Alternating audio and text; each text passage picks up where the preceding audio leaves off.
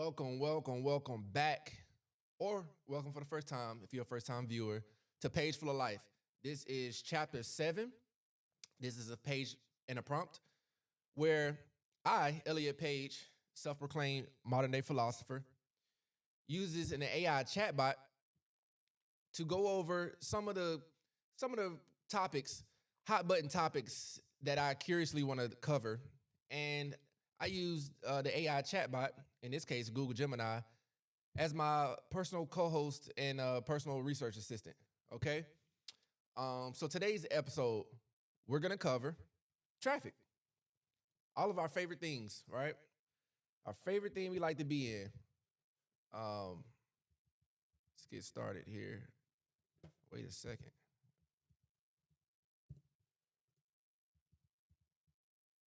Give me a second. All right. Technical difficulties, y'all. All right. So, I preload questions. Have them right here. Preload questions, going over different things regarding traffic. But our wonderful Google Gemini co-host has already added 3 quick bullet points to go over that actually covered some of the questions I already had preloaded. So, what is traffic, or what causes traffic jams? It already has it right here. It says, did you know most traffic jams actually have no actual cause? No accident, no construction, just one person hitting their brakes too hard, creating a ripple effect that lasts for miles. So with that, um, I understand that. I can see it in real time. I can see, say if you're going down a slope and you can see up ahead in front of you and the road slopes back upward. And you can see the snake of traffic, and you can see someone, in my observation, it usually happens because of people tailgating, which I hate. I cannot stand it. I cannot stand someone to be right up on my rear bumper, right up on me, man. Like, get up off me, give me some space, let me breathe, get into another lane. If you are so much in a hurry, that I ain't the person you need to be behind. Cause I'm gonna take my time. I don't go through life in a rush. That's how you get hurt. So, I either go slower to force that person to go ahead and move into another lane, or I just go ahead and move into another lane. I'm not dealing with all that the people's mess. But yeah, I see people tailgating where, I think people should follow the guideline of having at least a car and a half or two distance between them and the other car. That way, you have ample time to be able to brake when you need to brake gradually, though, not like suddenly. Because if you do it suddenly, the person behind you, chances are they're riding up too close to you. Then they don't have proper time to go ahead and brake. So boom, sudden brake, and that's how the traffic snakes and you have traffic jams. How you're in stop and go traffic. It's terrible. Oh shit, not good. Not good at all.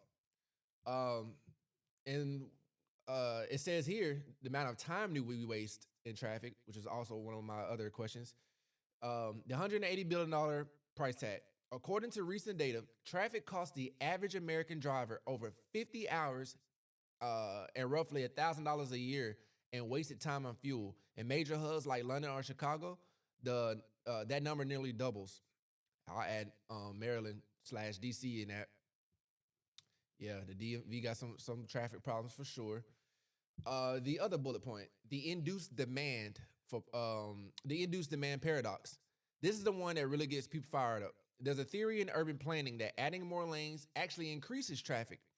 It's like trying to cure obesity by loosening your belt. Another one of my questions I had, induced demand. It's like in trying to fix a problem, you create another problem. That sort of thing. All right, let's get further into it. Let's go with which places in America have the worst traffic congestion. Let's see.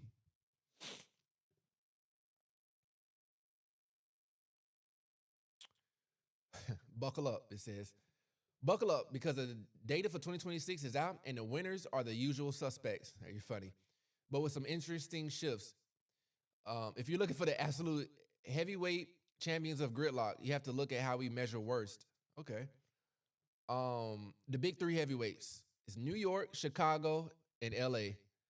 It says with New York, always a contender. In terms of pure slow motion crawling, New York City often takes the top spot. Drivers here are losing nearly 100 hours a year just sitting in rush hour. 100 hours a year. Honestly, it doesn't sound that bad. I feel like it would have been more hours, to be honest with you. 100 hours, that's, well, if you go to work, I mean, I'm not going to, all right, whatever. Chicago. Interestingly, Chicago has recently surged. Some reports now put it ahead of New York City for the worst vehicle congestion in the entire country. It's a massive transportation hub, and when the I-94 and the I-90 meet, it's basically a parking lot. Hey, chat is funny. LA, the classic.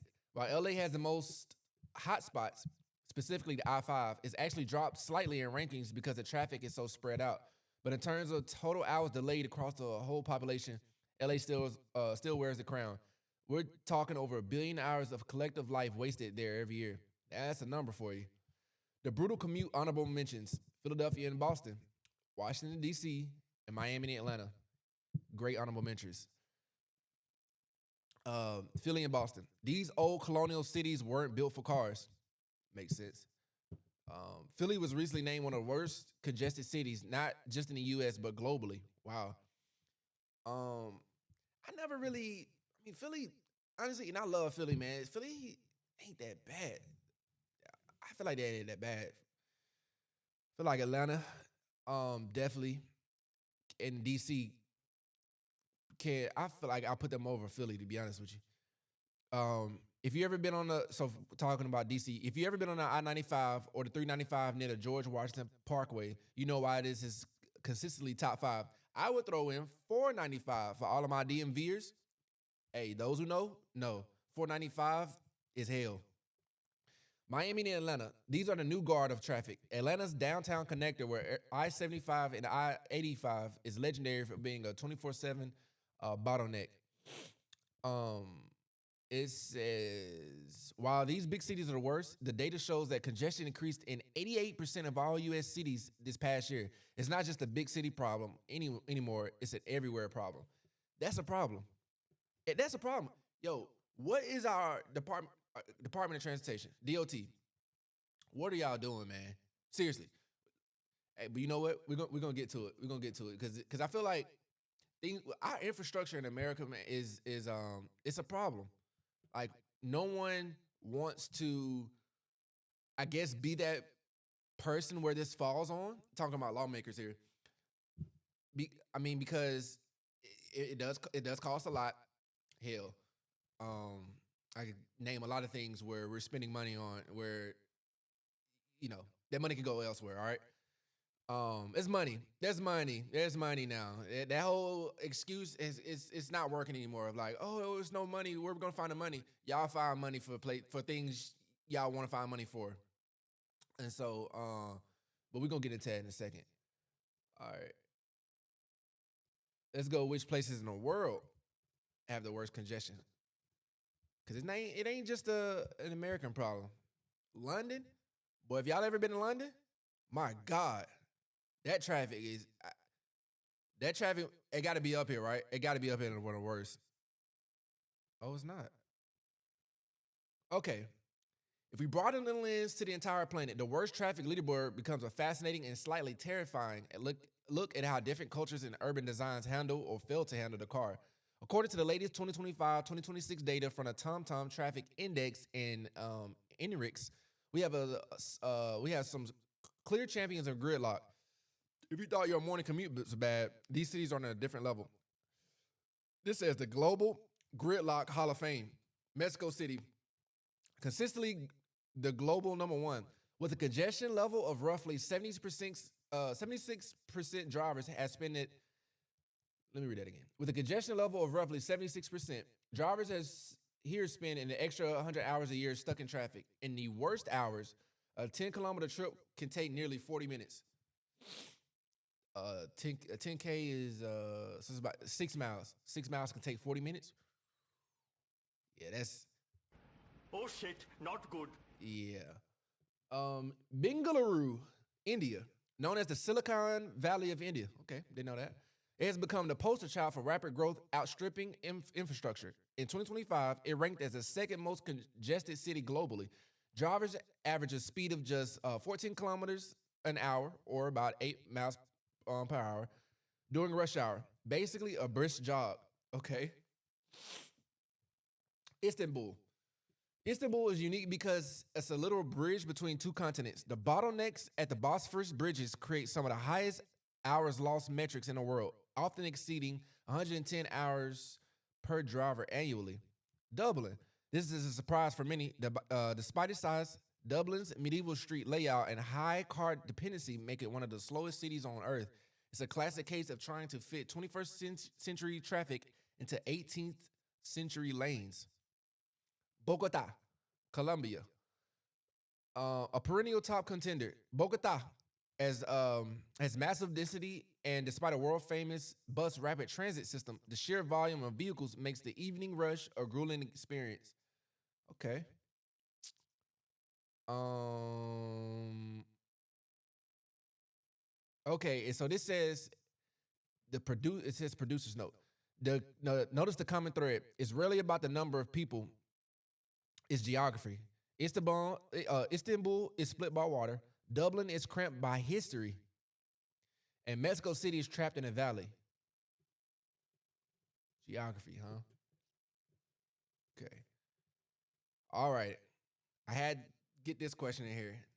Had to, because what if I what do civil engineers do these days? Not to discredit anyone's profession, okay? But hey, look, questions got to be asked though. All right, questions got to be asked. What role do y'all play in this? Do civil engineers play a role in how a city might be affected by the designs of the road that can lead to traffic congestion? Civil engineers aren't just people who build the roads; they are the architects of flow. In the world of urban planning, they are essentially playing a high-stakes game of Tetris and millions of moving parts. If a city is paralyzed by traffic, you can bet that a civil engineer, specifically those specializing in transportation or traffic engineering, is looking at the geometry of the problem. How they shape the traffic experience. Geometric design. This is the literal shape of the road. Engineers decide the curvature of on ramps, the length of merging lanes, and the super relevation or banking of turns. If an on ramp is too short, cars can't hit highway speeds before merging, creating a shockwave of brake lights that can stall traffic for miles. If it's too short. Signal synchronization. Engineers design the brain of the street. They use algorithms to time traffic lights so that a platoon of cars can hit a green wave. If the timing is off by even a few seconds, it can cause a gridlock where cars are stuck in an intersection, blocking all four directions. Conflict management, conflict point management. Every time a road crosses another or a driveway meets a main street, it's a conflict point. Engineers work to minimize these. This is why you're seeing more roundabouts lately. There we go. Another one of my questions already answered. They reduced the number of conflict points from 32 in a standard four-way stop to just 8, which keeps the flow constant even if it's slower. So the reason I asked that question, and you guys will see it later on my preloaded questions, asking about roundabouts, is because I noticed that in Europe, Europe has a ton of roundabouts, and Europe, for the most part, does not have the traffic congestion that we have. Now, that could be a bunch of different factors. The bunch, just to name, I'm not going to try to name them, but point is they have a lot of roundabouts. And I know that is one factor in keeping the flow of keeping a healthy flow of traffic. Um, because people naturally have to stop and wait to see if the other person is going to come around the bend or go, continue on straight in the roundabout, and then you go. So it's like it's it's a very natural way of traffic flow. So whoever thought about the roundabout, whoever the civil engineer who thought about the roundabout was definitely onto something. Um,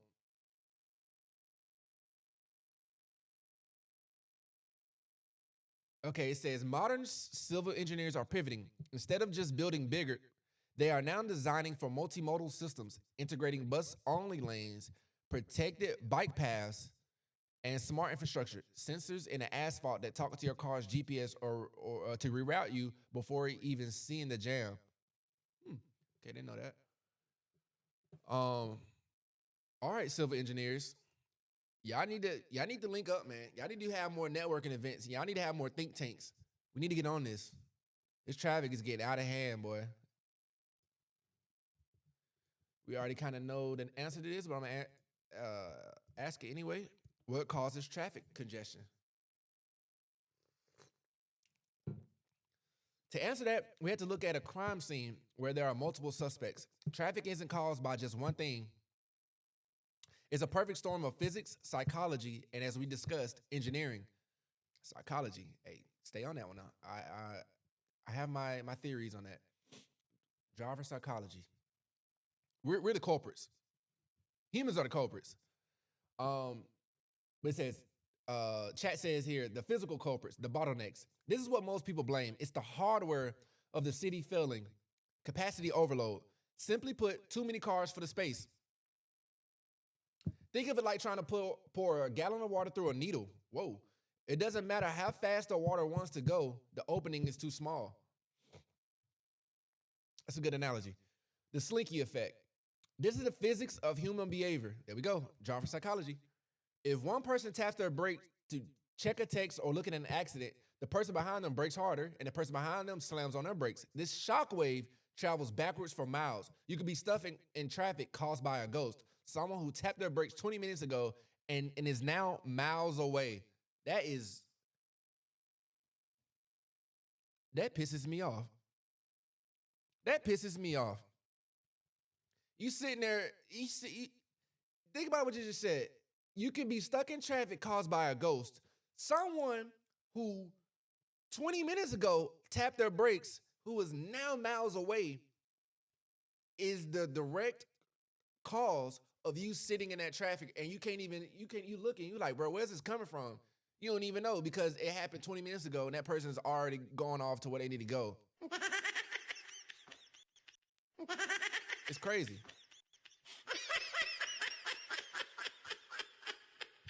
And that's what that person's doing. They laughing as they're looking back and looking at all the traffic they just caused. The surprise culprits, non-recurring. About 55% of all traffic is caused by things that aren't supposed to be there. Incidents, not just big crashes, but stalled cars on the shoulder. Even if the lane isn't blocked, rubbernecking, drivers slowing down to look, can reduce a highway's capacity by up to 50%. Hey, look, man, if you're not about to jump out your car and be a good Samaritan and help out that person who's stuck on the shoulder of the road, then keep going.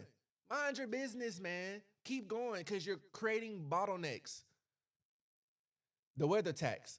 Rain and snow doesn't just make us drive slower. They increase the following distance between cars. When every car takes up twice as much space on the road, the road's capacity effectively get cuts in half.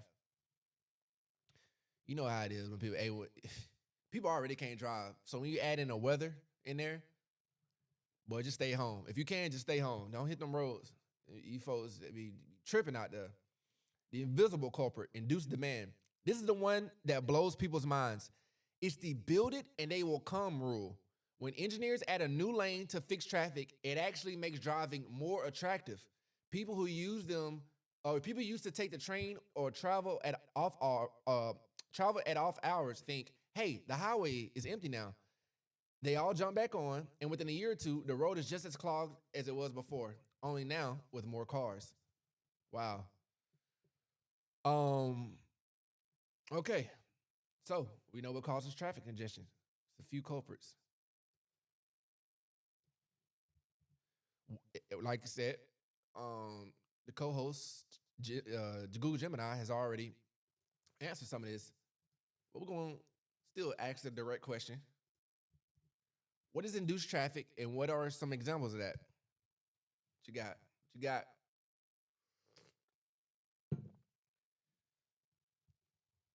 Okay, here we go.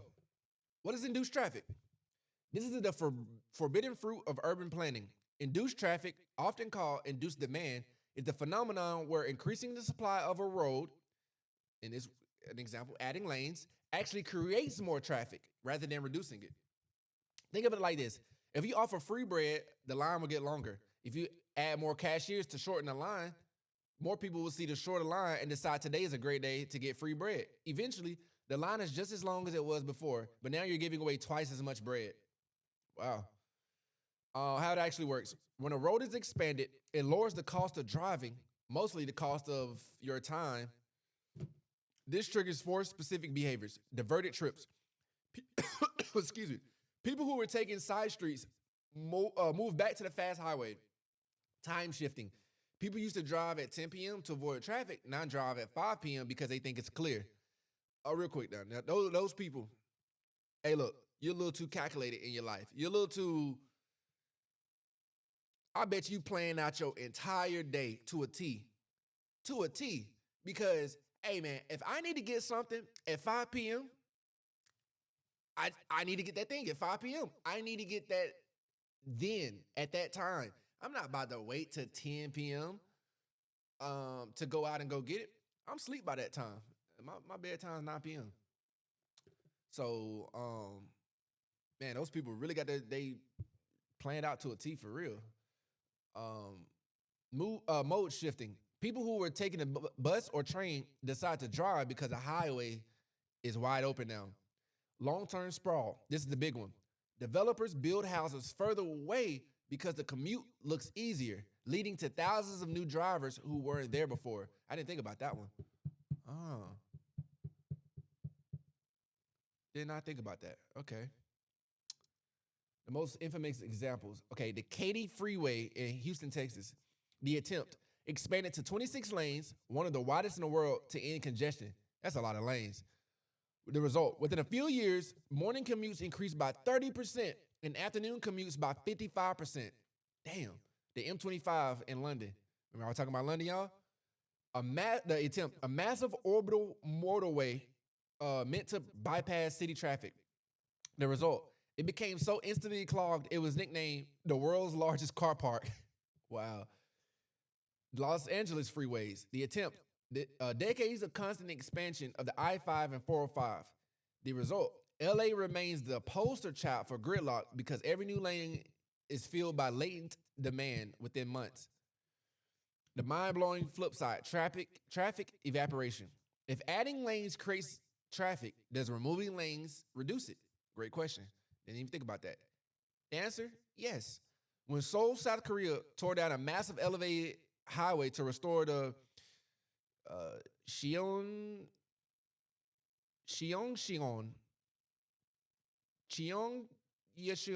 stream, critics predicted Carmageddon. Instead, the traffic simply evaporated. People changed their habits, used transit, or traveled at different times. The city became more walkable, and the nightmare never happened. Interesting.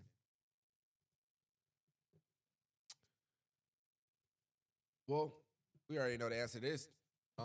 Could roundabouts improve the flow of traffic?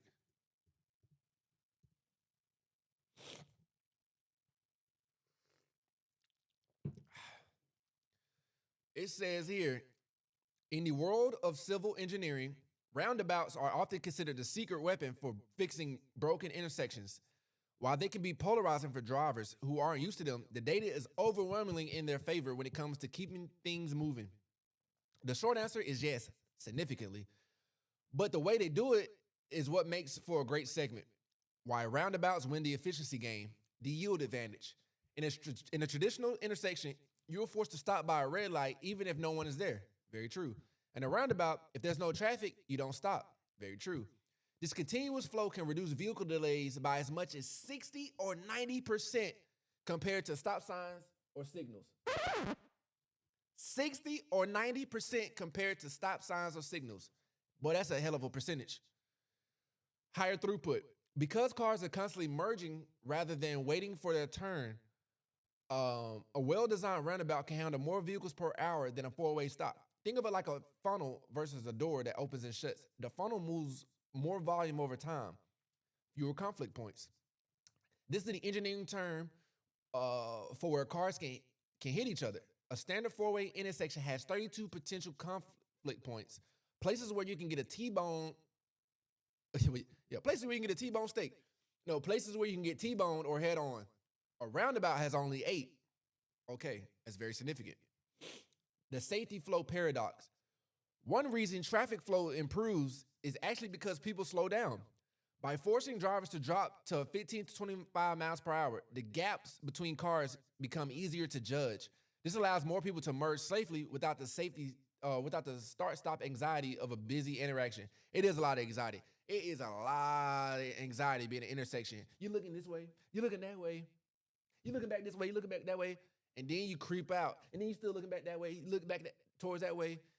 I mean, head on a swivel, your heart pounding a little bit, because you just praying that no one is out of their mind right now and just freaking flying and end up making you a T-bone steak. All right. It's crazy. So yeah, roundabout me. Let's get to these roundabouts in America.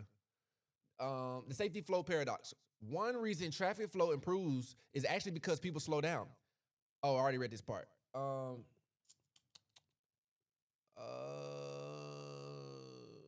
Okay. It says wait time. Well, y'all can read it. All right. In high density areas like Times Square, a roundabout would be a nightmare for people on foot. Pedestrian volume is massive. What are they trying to say right there? I don't get that. By putting a roundabout, what's a roundabout have to do with the pedestrians walking?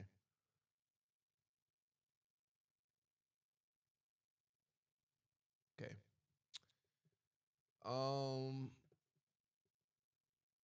Okay. This is gonna be my last question. What if the Federal Highway Act of 1956 never passed? It's gonna be my last question, y'all. Because I love history, and that might be one of the single greatest laws passed to create all of the major highways that we have in America now. And a lot of that was inspired by the Autobahn. When we were in World War II, President Eisenhower noticed just he marveled at the engineering of their Autobahn over there. So he wanted to recreate that for over here, and that's when a lot of these major highways were built by that Federal Aid Highway Act of 1956. So that's gonna be our last question, because I think I'm interested in knowing, or I'm interested in throwing around that idea of what if that never happened? What kind of situation we'll be faced with now? We'll be playing backup. Hell, even with that have being a law that was passed in 1956, we're still playing catch up. So I can only imagine what it's like if we didn't have it. Okay, give me some jarring statistics about how much time people spend sitting in traffic. If you want to make your audience's blood pressure spike, hold on, be easy now. Be easy, y'all. These are numbers to lead with. As of early 2026, we aren't just waiting in traffic. We're essentially living a second life in our cars. The vanishing week. In cities like Bengaluru, India, and Mexico City, the average commuter lost roughly 168 hours to rush hour traffic in 2025. The perspective. That is 7 full days of your life every year. Okay. Now that's something. 100 hours, I guess I didn't think about it that term. 100 hours is a lot then, because it's 24 hours in a day. You're spending a whole week of your life in traffic. You're spending a whole week of your life in traffic in some of these major cities. That's crazy, man. The U.S. hours lost leaderboard. Even in the States, the numbers are staggering. The record for time lost per driver recently hit new highs as hybrid work patterns shifted from traffic into all-day congestion rather than just morning/evening peaks. LA, 137 hours per driver. That's nearly 6 days, basically a week. San Francisco, 134. Chicago, 87. New York, 99. It's a lot. It's a lot of time spent. A lot of time spent in traffic, just sitting. The economic drain. Traffic isn't just a waste of time, it's a massive hole in the economy. $260 billion. This is the estimated annual cost of traffic to the US economy in 2024, 2025, factoring in wasted fuel, wear and tear, and the opportunity cost of lost productivity. That part, opportunity cost. Opportunity cost.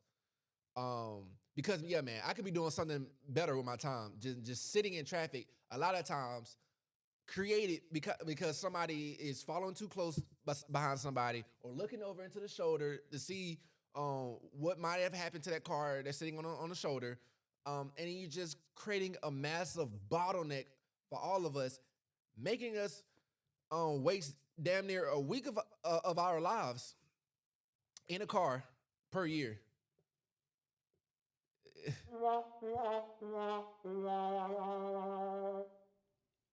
But anyway, $1,000 per person. The average American driver effectively pays $1,000 traffic tax every year in fuel and time. In LA and New York, that number jumps to close to 2,500. The lifetime sentence. If you commute in a major city for 40 years of your working life, at an average of 100 hours lost per year, you will spend over 166 days of your life stuck in a traffic jam. That is nearly half a year of your conscious life gone forever. Gone. Gone. Um, it's remarkable, man. Traffic is such a huge problem, man, and we're smart people. We're smart people, and now we have AI to help us out as well. That we need to get to the bottom of this. All right, we really need to get to the bottom of this. Okay, what if the Federal Aid Highway Act of 1956 was never passed? What would our reality look like today? This is the ultimate sliding doors moment in American history. If the Federal Aid Highway Act of 1956 had failed, we wouldn't just have different roads. We would have a fundamentally different American identity. To visualize this, imagine America where the car never became the unquestioned king. Here's what the alternate 2026 would likely look like. The Europeanized American city without massive federal subsidies for highways that slice through city centers or urban cores wouldn't have been hollowed out. Density over sprawl. Instead of endless suburbs in places like Houston or Phoenix, cities would have remained compact. You'll likely live in a mid-rise apartment or a townhome within walking distance of your job.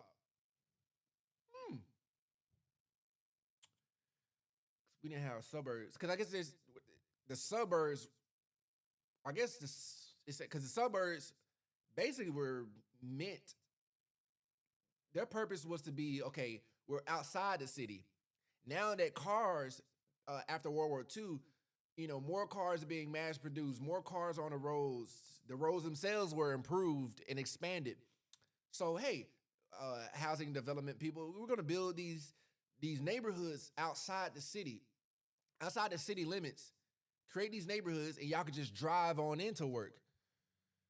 But I guess if we never had the Highway Act of 1956, everybody will basically be living in the city, and you'll be within walking distance of your job. That's interesting. The Transit Titan. Since the 1956 Act essentially killed the demand for passenger rail, a no act would have kept the U.S. at the forefront of train travel, which is what we need now. Europe is so much ahead with that. Imagine high-speed rail connecting the Texas Triangle or the Midwest as early as the 1980s. Preserved neighborhoods. Many vibrant historic minority neighborhoods that were demolished to make way for the I-95 or I-10, like Black Bottom in Detroit or Trim in New Orleans. Trim, not familiar with that. Will be standing today as cultural and economic hubs. The economic slowdown, the trade-off. It's not all sunshine and walkable streets. The interstate system is often called the greatest public works project in human history for a reason. Yeah, I can get on board with that nickname. Supply chain struggles. Today, 70% of all freight in the US moves by truck. Without the interstate, shipping a pallet of goods from New York to LA would take weeks via a patchwork of two-lane state roads and freight rail, making everything you buy significantly more expensive. The death of road trip culture. The iconic American middle class vacation, the station wagon headed to a national park, will be a luxury. Rural America will be much more isolated, and the interstate towns, those clusters of gas, food, lodging at every exit, simply wouldn't exist. Interstate towns, is that what they call them? Boy, I'm telling you, I always get nervous, especially at night, driving on those interstate towns, as I like to call them, sundown town. Um, them towns where it's like, hey, your black ass better not be around these parts around after a certain time. All right. You gotta tell me. I'm look. Won't catch me. A healthier, greener population, lower emissions. With fewer people driving 40 miles to work, our carbon footprint will be a fraction of what it is today. The sitting epidemic. We we might be a much fitter nation. Without the sedentary lifestyle forced by a 90-minute car commute, obesity and heart disease rates will likely be lower due to the forced exercise of walking to transit stations. Okay. Um, it says, okay, our reality versus the no act timeline. Uh, Primary transit. Uh, it says, okay, this is our reality now. Individual automobiles. If we didn't have that Highway Act, our primary transit would be passenger rail and walking. Housing, what we experience now, suburban sprawls, the cul-de-sacs. Um, if we didn't have the Highway Act, it would be urban density, more people in the cities, streetcar suburbs. Commute, what we experience now, 50 to 100 hours lost every year in traffic. If we didn't have the Highway Act, it would be 15-minute walks or train rides. Commerce, what we experience now, big box retail, everything's accessible by car. If we didn't have the Highway Act, local bodegas and high street shops. So everything be more localized, pretty much. Supporting local businesses essentially. Air quality, smog and urban heat islands is what we experience now. Without the Highway Act, lower pollution, more green space. Okay, so there you have it. Some the good old fashioned. It's yin and yang. It's a trade off. You got pros and cons with either reality. So there you have it, folks. That's our episode on traffic. Hope you learned something. Hope some curious questions got answered. Tune in to another episode where another episode of Page and the Prompt where we dive into curious topics. I'm your host, Elliott Page, self-proclaimed modern-day philosopher. Go to pagefulloflife.com. If you're into short stories, short fictions, I run a blog on that as well. It's on pagefulloflife.com. Like, share, comment, subscribe, and you guys have a blessed day.